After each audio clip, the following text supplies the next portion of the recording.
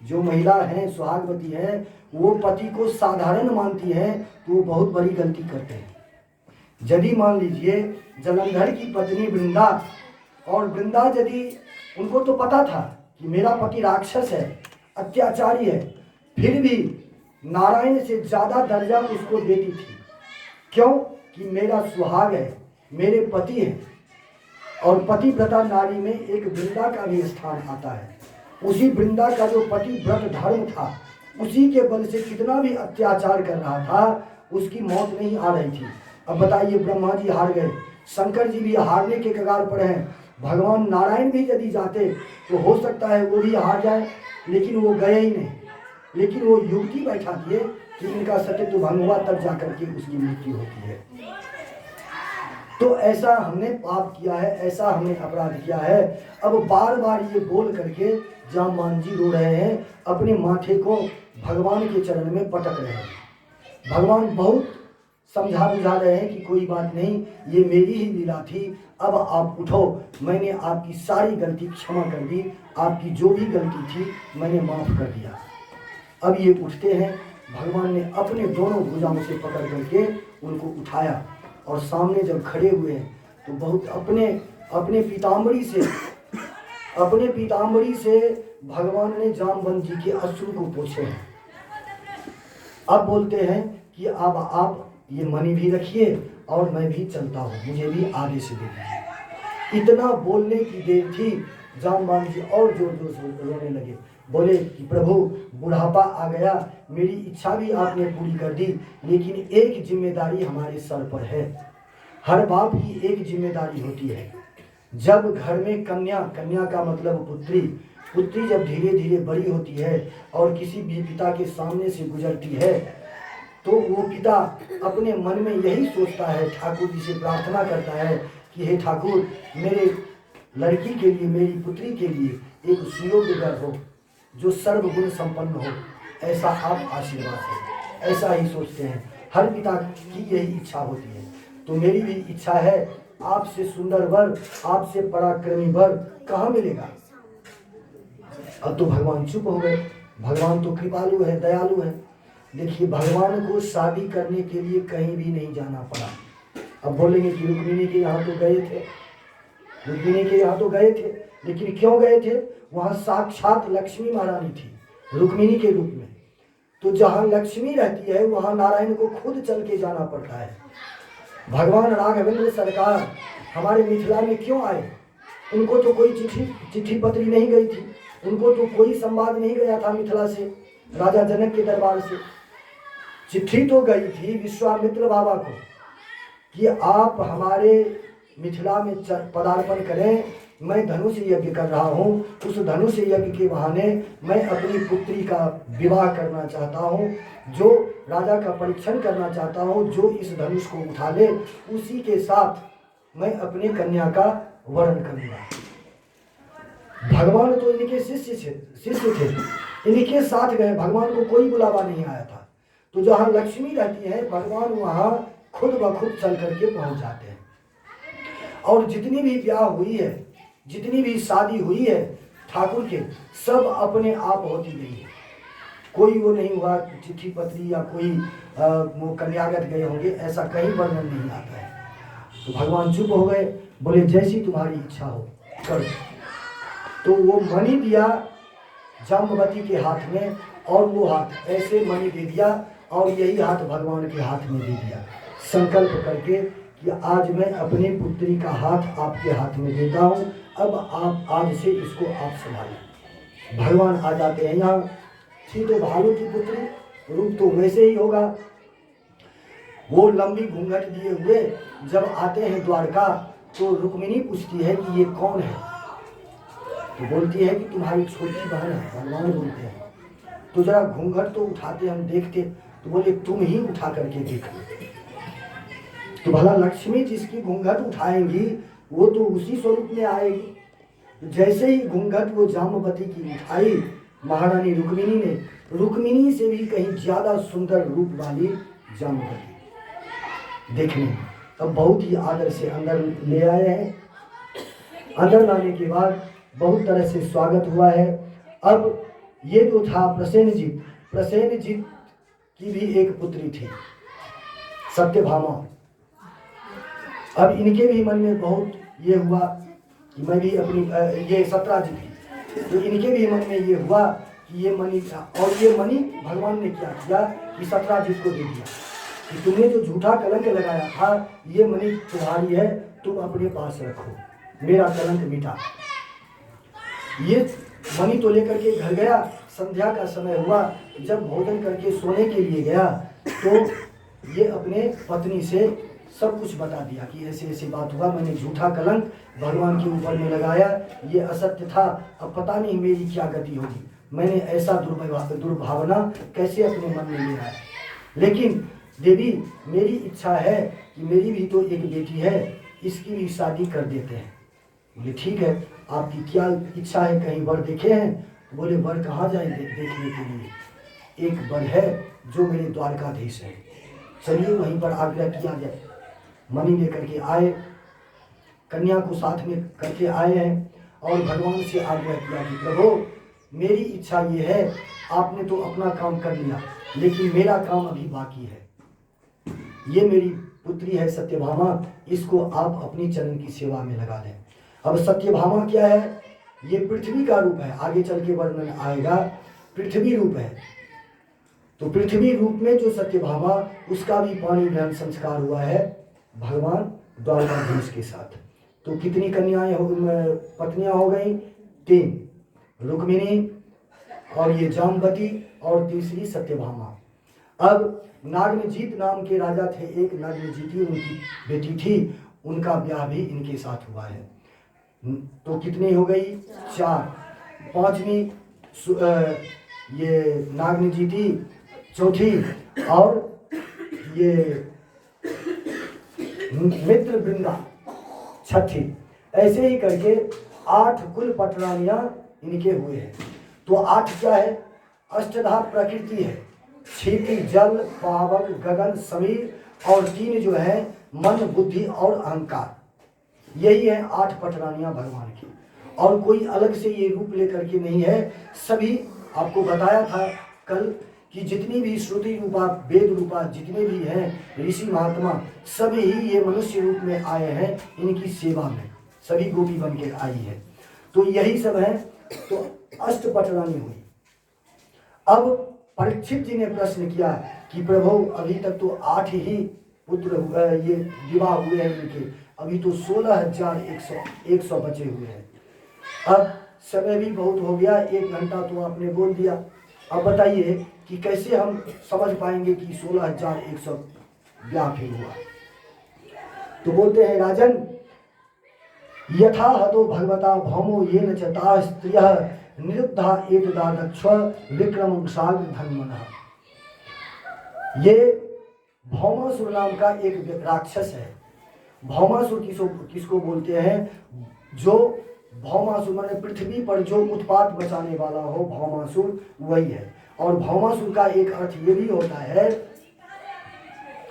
कि जो अपनी कमाई से अपने जो सगे संबंधी है, देखिए जब हमारे पास अत्यधिक धन आ जाए तो अपने अगल बगल देखें, तब आपकी प्रतिष्ठा बढ़ेगी। ऐसा नहीं कि हमने धन कमा लिया, बहुत सारे बड़े मकान बना लिए, रंग मार्बल ये सब वो सब कर लिए, और जो हमारे भाई सगे ही क्यों न हो, वो दुखी है, एक रोटी के लिए तरस रहे हैं, तो इससे आपकी बड़ाई नहीं होगी। आपका धन तब धन होता है जो आपके भाई क्या, आपके अगल बगल की यदि जरूरत पड़े, किसी कन्या का विवाह कर रहा है, कोई बीमार व्यक्ति है, इसकी सहायता करें, तभी इस धन का सदुपयोग होता है। और जो अपने धन से अपने ही देह का पालन पोषण करे और हमेशा सजाते संवारते रहे, उसी को बोला गया है भौमासुर। तो पृथ्वी माता जो थी, इनके कोई संतान नहीं थे, तो संतान तो हुई, लेकिन ज्योतिषी जी ने भविष्यवाणी कर दी कि इसका वध भगवान कृष्ण के द्वारा होगा। तो ये दौड़ती आई पृथ्वी माता, भगवान के सामने आई उस बच्चा को लेकर के और रोने लगी। बोले कि प्रभु बोले कि क्या बात है देवी?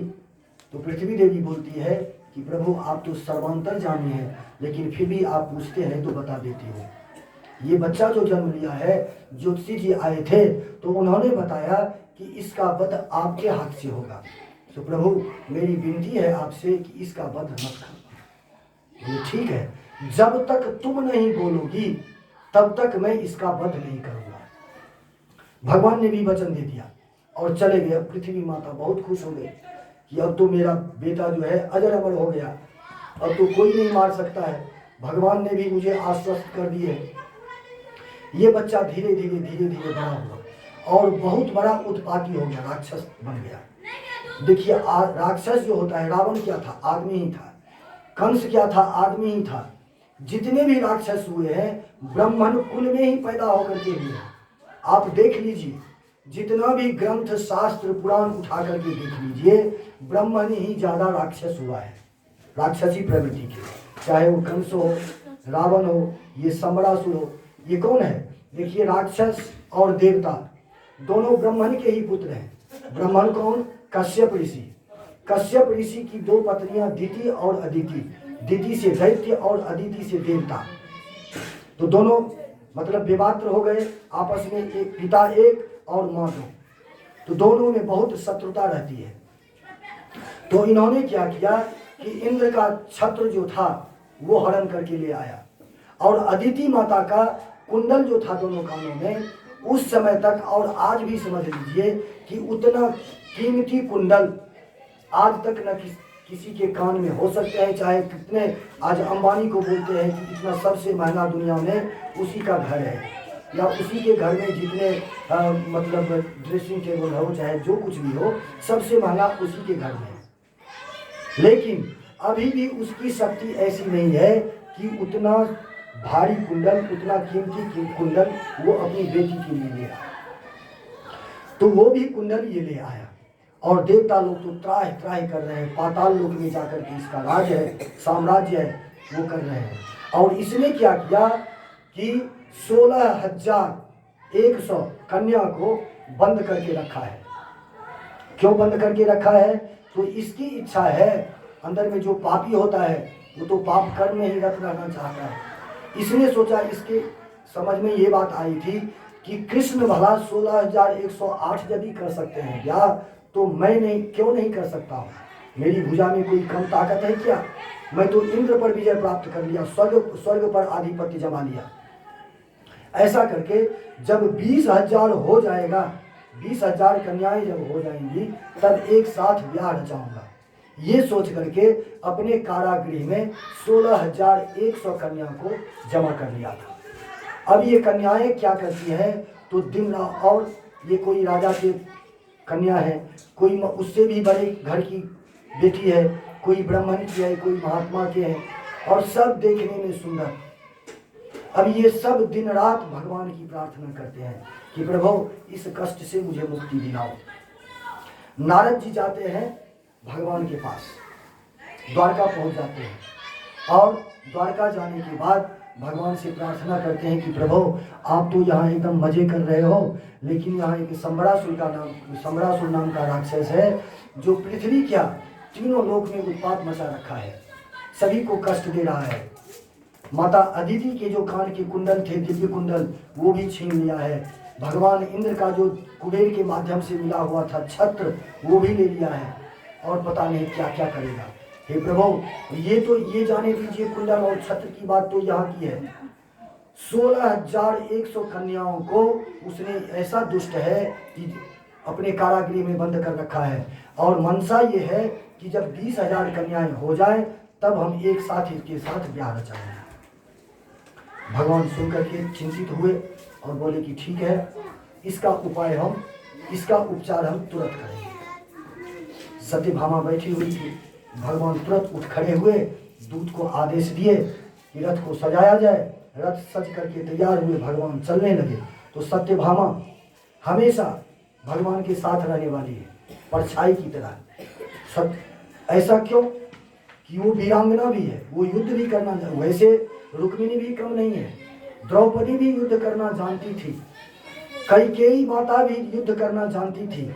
तब जितने बार भी स्वर्ग पर आक्रमण करता था राक्षस लोग, तो दशरथ जी को बुलाया जाता था, राजा मुचकुंद को बुलाया जाता था, तो पृथ्वी मृत्यु लोक से स्वर्ग को जाते थे और देवासुर संग्राम जो होता था वो उसमें देवता का साथ देते थे। राजा मुचकुंद, दशरथ और ये जब भगवान चले और उसकी पत्नी साथ में रहती थी।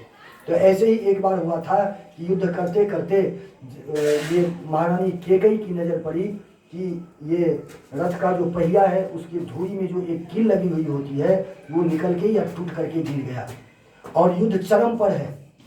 और यदि युद्ध होता रहा, अब इस बीच में यदि हम कहीं ले जाते हैं तो ये भी गलती बात हो जाएगी, राजा हार जाएंगे, ये लोग आक्रमण कर देगा। उसी समय इन्होंने क्या किया कि अपनी कानी उंगली उस धुरी में घुसा देती है माता कैकेयी और तब जा करके अपने स्वामी की रक्षा करवाते हैं, सब पर विजय प्राप्त करते हैं।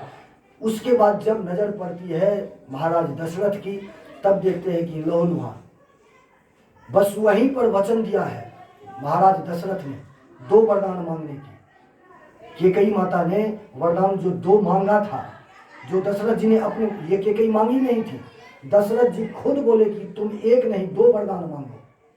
तो ये तो भगवान की लीला है। कैकेयी माता ने बोली कि आपके पास ये वरदान मेरी थाती रही, मतलब धरोहर रही। थाती का मतलब धरोहर।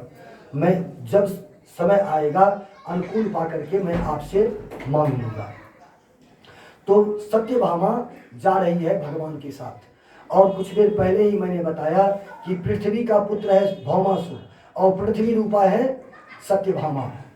और ये भी दोनों में रजामंदी हो गई थी कि पृथ्वी माता जब तक तुम नहीं कहोगी कि इसका उद्धार करो तब तक मैं नहीं कहूँगी, तब तक नहीं मैं नहीं मारूंगा। और पृथ्वी पर इतना उत्पात मचा रहा था, आकर के इतना उत्पात मचा रहा था कि पूछिए ही मत। पृथ्वी माता भी क्रोधित हो गई, इनको भी कष्ट होने लगा। किसी की संतान, किसी की बेटी चाहे बेटा यदि उद्दंड हो जाए तो माता को बहुत तकलीफ होती है, बहुत कष्ट होता है। विधाता से प्रार्थना करती है, पिता प्रार्थना करता है कि प्रभु या तो इसकी बुद्धि बदल दीजिए या इसको, क्यों कि लोक कलंक होता है। और देखिए कहाँ कश्यप ऋषि और उन्हीं के संतान ये हुए हिरण्याक्ष, हिरण्यकश्यपु, जितने भी राक्षस हुए उन्हीं के पुत्र। तो भला उस माँ बाप को अच्छा लगेगा कि किसी का पुत्र पढ़ लिख करके पढ़ाता लिखाता है माँ बाप, क्यों कि आगे चल के मेरा नाम रोशन करे, और रोशन करने के बदले तो अंधेरा में भी कोई उसका नाम नहीं लेना चाहता है, क्यों कि इसका पुत्र इस तरह का है। सब भगवान से यही प्रार्थना करते हैं कि इसको जल्दी उठाओ। और ऐसा कभी कभी होता है कि बाहर यदि जाता है तो आपस में दुश्मनी होती है, उसको वो मार दिया तो इस दुश्मनी से उसको भी वो मार देता है। तो जैसी मति वैसी गति, जैसा कर्म हम करेंगे वैसी मृत्यु होगी, वैसा फल हमको मिलेगा ही मिलेगा। तो यहाँ पर भगवान के साथ ये सत्यभामा के रूप में माँ पृथ्वी जा रही है। दोनों जब जाते हैं तो इसके 7 द्वार हैं। पहले तो जल का द्वार, कांटे का द्वार, अग्नि का द्वार, पता नहीं क्या क्या द्वार है। सभी द्वार को पार करते हुए 7 द्वार जब दोनों पार कर गए तो 7वां द्वार जो है वहां पर बड़े विशाल रूप एक सिंहासन है जिस पर ये भौमासुर विराजमान है।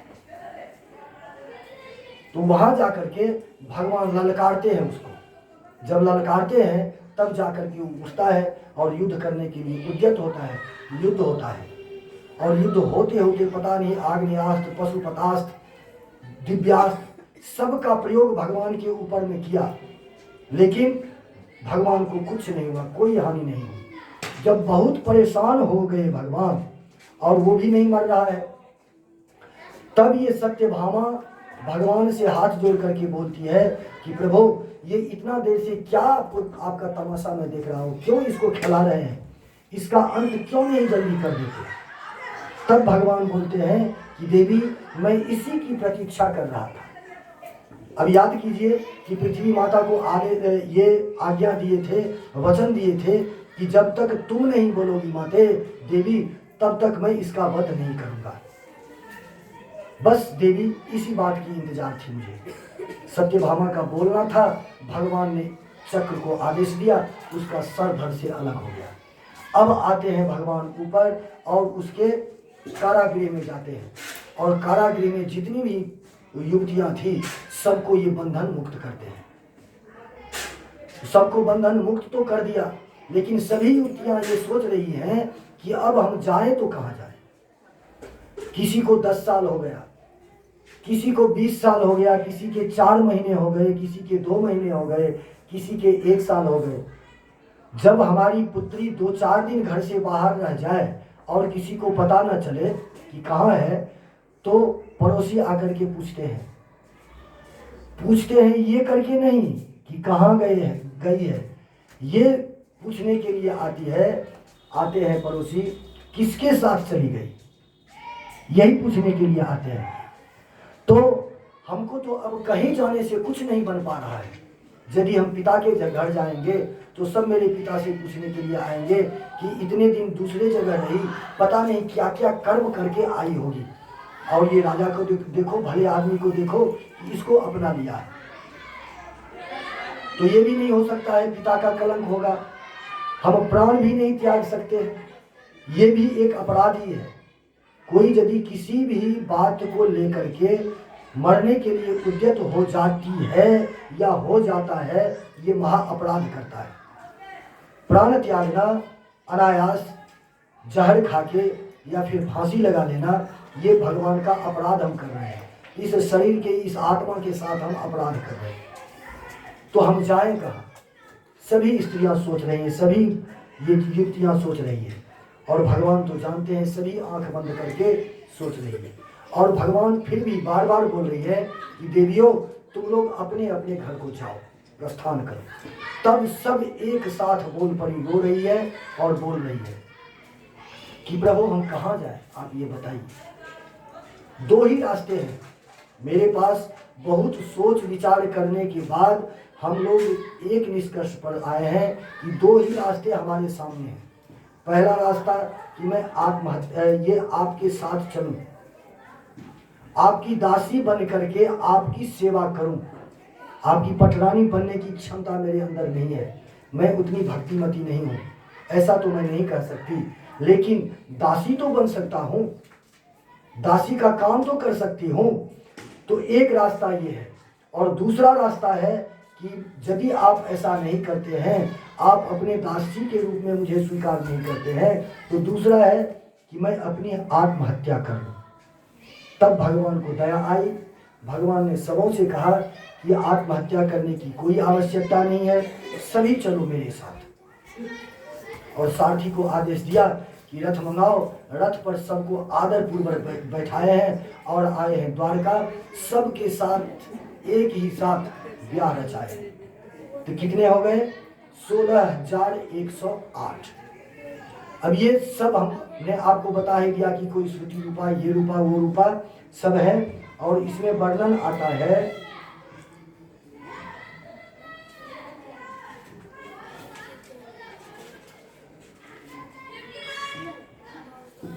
कि 16,000 जो है वो वेद के मंत्र हैं, 80,000 उपनिषद हैं, और 100 जो है ये भी उसी के अंश हैं। तो जितने भी ये 16,108 हैं, तो 108 तो इस शरीर में नाड़ी और धमनियाँ होती है, जिसको वैद्य लोग, डॉक्टर लोग जांच करके परीक्षण करते हैं कि इसके अंदर क्या बीमारी है। पहले के युग में यही होता था, वैद्य हुआ करता था। तो वैद्य क्या करता था कि यहाँ नाड़ी पकड़ता था, और नाड़ी पकड़ने के बाद उसकी गति से पहचान जाते थे, जान जाते थे कि इसके अंदर कौन सी बीमारी है।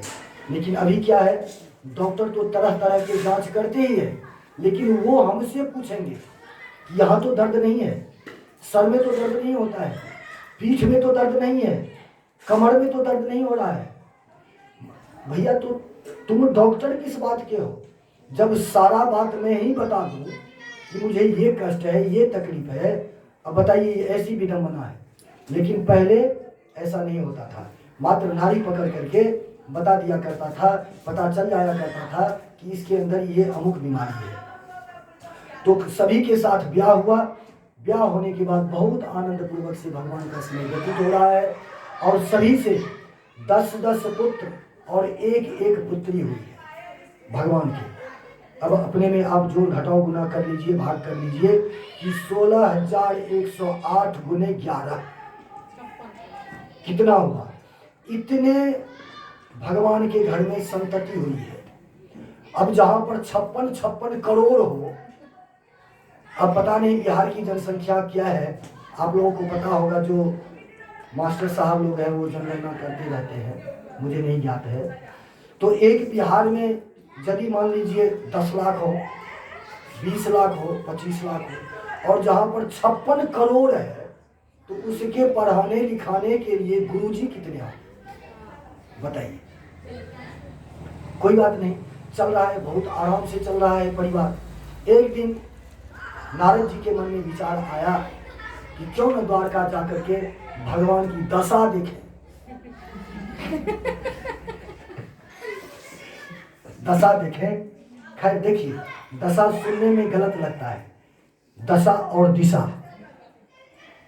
दोनों सुनने में अटपटांग लगता है, लेकिन दशा देखना कि एक गांव हम लोग गए थे, तो वहाँ ये कोर्थू गांव में क्या है कि यदि बूढ़े भी पूछेंगे बच्चा से तो बोलेगा कि बच्चा क्या हालत, क्या समाचार, नहीं क्या हालत, की हालत छा, तो बच्चा भी बोलता है कि आपका क्या हालत है, मतलब कुशल क्षेम पूछते हैं। तो सबका अपना अपना तरीका होता है। तो चले आज भगवान की दशा देखने के लिए कि वो किस अवस्था में होते हैं। जिसके पास एक पत्नी हो और 4 पुत्र पुत्रियां हो, तो उनको इसका लालन पालन करने में पता नहीं कितने कितने किस तरह के बेलना बेलने पड़ते हैं। कोई कितने बोरे उठाते हैं, ढोते हैं दिन भर, जो मजदूरी करता है। कोई ऑफिस में काम करता है, कोई शिक्षक है, तो वहाँ काम करके उससे भी देखते हैं कि नहीं काम चलने वाला है, तो चलो कोचिंग सेंटर खोलते हैं, उससे भी आता है, फिर भी व्यस्त रहते हैं। और जहाँ पर 16,108 तो पटरानियाँ हैं और उनके 10-10 बेटा, एक बेटी है, तो उसका क्या हाल होगा। तो नारद जी का आगमन होता है द्वारका में। तो सबसे पहले ये पहुंचते हैं रुक्मिणी के कक्ष में, क्योंकि जेठ सबसे बड़ी है, बड़ी रानी है, तो वहीं चलते हैं। तो वहाँ जाते हैं, तो वहाँ नारद जी ने क्या पाया, और भगवान ने बहुत सुंदर से स्वागत किया। ये भी नहीं पूछे, भगवान तो जानते हैं, ये भी नहीं भगवान पूछा कि आपका आगमन कैसे हुआ, ये अपने बताते हैं बाद में। तो रुक्मिणी के यहाँ जब जाते हैं नारद जी, तो देखते हैं कि भगवान लेटे हुए हैं और चरण सेवा में रुक्मिणी है। सत्यभामा के पास, मृत्युंजया के पास, सभी जगह, कालिंदी के पास, सभी जगह गए हैं। तो सब जगह कहीं बच्चा खिला रहे हैं, कभी हास्य विनोद कर रहे हैं, कहीं सभा में बैठे हुए हैं, हर जगह 16,108 पटरानियाँ, तो 16,109 भगवान इनका रूप है। एक रूप राज दरबार में है, सिंहासन पर बैठा हुआ, और 16,108 पत्नियों के साथ। अब तो नारद जी के माथा में चक्कर आने लगे। तब जाकर के भगवान समझ गए, अब इनके मन में ऐसी प्रेरणा जगाई कि आप मेरे पास आओ। अब जाते हैं राज दरबार, जहाँ पर द्वारकाधीश अपने सिंहासन पर विराजमान है। जाते ही भगवान के चरणों में ऐसे हाथ जोड़ के प्रणाम करने लगे, प्रभु मुझसे बहुत बड़ी गलती हो गई। ये क्या हुआ? तो मैं आपका परीक्षण करने के लिए आया था कि आप किस हाल में हैं।